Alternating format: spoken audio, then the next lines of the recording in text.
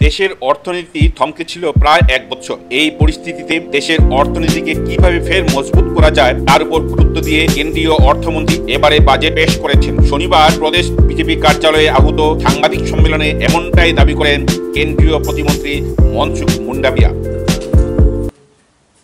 मेरी ओर से हार्दिक शुभकामनाएं एवं नमस्कार। बजट इस सरकार की कार्य प्रणाली का एक प्रतिबिंब है। सरकार कैसे चल रही है, सरकार कौन सी दिशा में जा रही है, या तो सरकार का प्रायोरिटी सेक्टर क्या है, ये बजट भाषण में प्रतिबिंबित होता है। इस बार एक साल तक देश की इकोनॉमी रुकी हुई थी।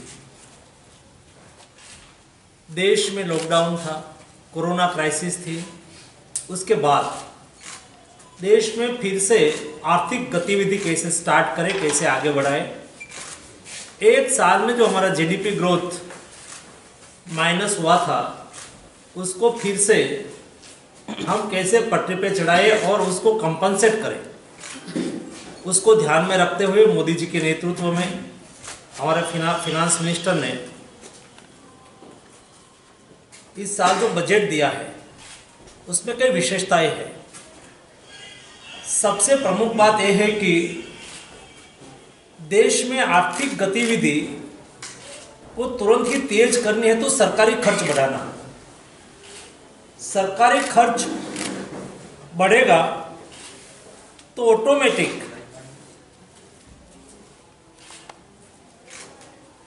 संपत्ति मतलब रोजगारी बढ़ेगी। रोजगारी बढ़ेगी और लोगों के जेब में पैसा आएगा तो खरीद शक्ति बढ़ेगी। खरीद शक्ति बढ़ेगी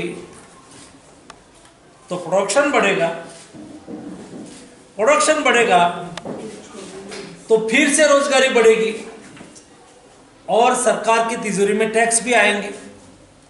उसको ध्यान में रखते हुए देश में आर्थिक गतिविधि तेज करने के लिए सरकारी खर्च को बढ़ाना और सरकारी खर्च को बढ़ाने के लिए दो फोकस किया गया है। एक, खर्च किस पर बढ़ाया जाए, तो उसमें हमारी प्राथमिकता इकोनॉमी को बूस्टअप करना है और रोजगार निर्माण करना है। रोजगार निर्माण करने के लिए पहली बार हिंदुस्तान की आज़ादी के बाद 1,18,000 करोड़ रुपए रोड इंफ्रास्ट्रक्चर के पीछे खर्च किया जाएगा। बहुत बड़ी बात है। 1,18,000 करोड़ रुपए रोड इंफ्रास्ट्रक्चर में इन्वेस्ट करके, जब हमारी सरकार 2014 में बनी थी तब 94,000 किलोमीटर नेशनल हाईवे था। आज देश में 2 लाख किलोमीटर नेशनल हाईवे बन चुके हैं। जब इंफ्रास्ट्रक्चर डेवलपमेंट होता है तब रोजगारी का सृजन होता है और सरकारी खर्च बढ़ता है, क्योंकि उसमें सरकारी पूंजी भी लगती है। तो रोजगारी का निर्माण करके फिर से इकोनॉमी को बूस्टअप करना ये आवश्यक है। दूसरा दोस्तों, आपने सुना होगा ये देश में डेवलपमेंट की बात तो होती थी, लेकिन कभी हेल्थ को डेवलपमेंट के साथ नहीं जोड़ी जाती थी। डेवलपमेंट का सबसे महत्वपूर्ण पहलू है हेल्थ, क्योंकि जिस देश के सिटीजन नागरिक हेल्दी नहीं होते, देश के युवा हेल्दी नहीं होते, तो ये देश हेल्दी नहीं होता। देश हेल्दी नहीं होता तो देश डेवलप्ड कैसे होता। तंदुरुस्त भारत तंदुरुस्त डेवलपमेंट के लिए आवश्यक है। देश के डेवलपमेंट के लिए हिंदुस्तान के नागरिक की हेल्थ कैसे अच्छी रहे, उसके लिए आयुष्मान भारत योजना के माध्यम से 10 करोड़ फैमिली को आयुष्मान भारत योजना की कवरेज में ले लेना, यानी कि 50 करोड़ लोगों को आयुष्मान भारत योजना का लाभ मिलना। यानी कि ओबामा ने आज से 6 साल पहले ओबामा केयर करके स्कीम निकाली थी और 10 करोड़ अमेरिकन लोगों को हेल्थ सिक्योरिटी दी थी और सारे विश्व में ओबामा केयर करके उसकी योजना, उसकी स्कीम पॉपुलर हुई थी। दोस्तों, ये 10 करोड़ फैमिली यानी कि 50 करोड़ लोगों के लिए मोदी जी ने हेल्थ केयर योजना निकाली। आयुष्मान भारत योजना के माध्यम से गरीब परिवार को 5 लाख तक कोई भी बीमारी हो तो उसका इलाज भारत सरकार की तिजोरी से हो जाए, वो छोटी बात नहीं है। देश में हेल्थ का बजट बढ़ा के 97 लाख से बढ़ा के 2,15,000 कर दिया।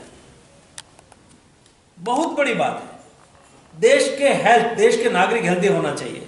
रूरल, दूर सुदूर गांव तक हेल्थ एक्सेस होना चाहिए कि देश स्वावलंबी हो, देश दुनिया पर कम डिपेंडेंस हो।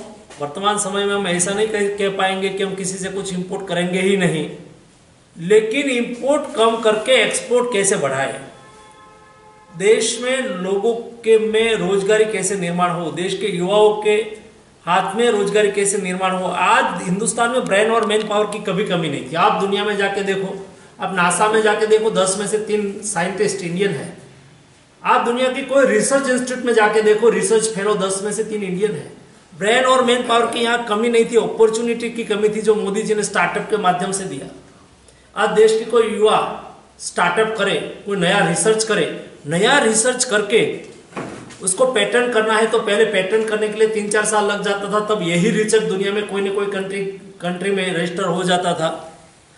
लेकिन अभी पेटेंट सरल हो, मैक्सिमम 2 साल में पेटेंट हो जाए, और पेटेंट के लिए खर्च की आवश्यकता होती है। और कोई युवा लड़का पढ़ते पढ़ते कोई पेटेंट करना चाहे, उसके पास खर्च की व्यवस्था ना हो, भारत सरकार 50% पैसा अपने बजट से देंगे, ये भी डिसीजन किया गया।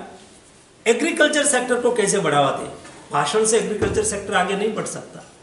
दोस्तों, एग्रीकल्चर सेक्टर को आगे बढ़ाने के लिए किसान सम्मान निधि के माध्यम से जो लोग आज किसान के बारे में बोलते हैं, या तो किसान के लिए जो मोदी जी ने किया है, सम्मानवाचक शब्द से बात शुरू होती है। किसान सम्मान निधि है, किसान हमारा अन्नदाता है, किसान लेबर नहीं है, किसान हमारा अन्नदाता है। किसान देश की आन बान और शान है। एक किसान को सम्मानित करने के लिए उसके अकाउंट में छोटा किसान हो, अपने एग्रीकल्चर इनपुट्स उसको खरीदना हो तो सुविधा रहे, इसलिए 3 किस्में 6,000 रुपीज़ उसके अकाउंट में डाला जा रहा है और अगले दिनों में वो वैसे ही चालू रहेंगे। MSP से प्रोक्योरमेंट होना, वो भी अगले दिनों में बढ़ाना है, इस बजट में प्रावधान किया गया है। किसानों को ऋण देना, उसमें 10% की बढ़ोतरी की है। मछुआरे को भी किसान मानना, उसको भी किसान क्रेडिट कार्ड देना।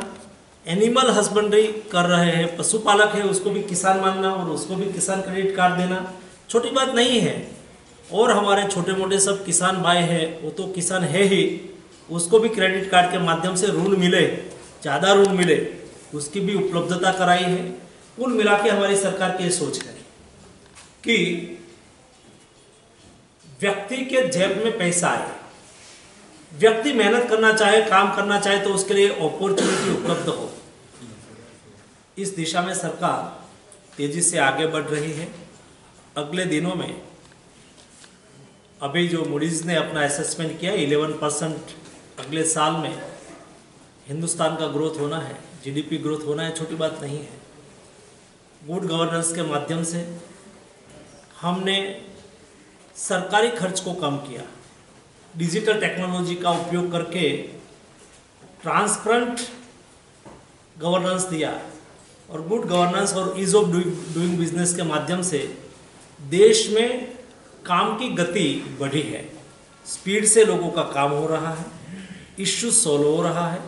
अपने रेगुलरली जो वर्क सरकार के साथ होता है, किसी को रेशन कार्ड कढ़ाना है, किसी को बिल, अपना बिजली का बिल भरना है, या तो सरकार को टैक्स भरना है, जो भी छोटा मोटा काम होता है, जो डे टू डे होता है, उसमें सरलता रहे, उसके लिए जो गुड गवर्नेंस के माध्यम से कई इनिशिएटिव लिया गया है, वो दुनिया में सराहनीय है।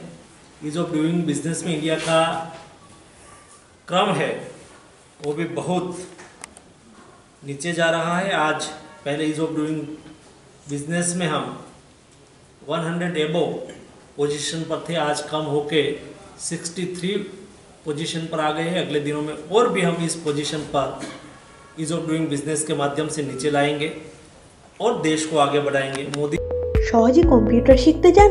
তাহলে চলে আসুন পেচারতলের সিবিসিআই কম্পিউটার প্রশিক্ষণ কেন্দ্রে। সরকারি মান্যতাপ্রাপ্ত এই প্রতিষ্ঠানের সার্টিফিকেট কাজে আসবে সরকারি পরীক্ষায়। 6 মাস, 1 বছর, 2 বছর সব রকমের কোর্স পাবেন এখানে।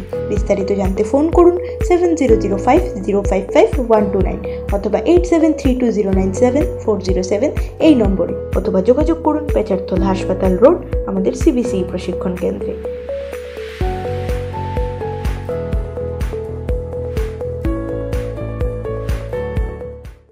CBC makes your career ahead.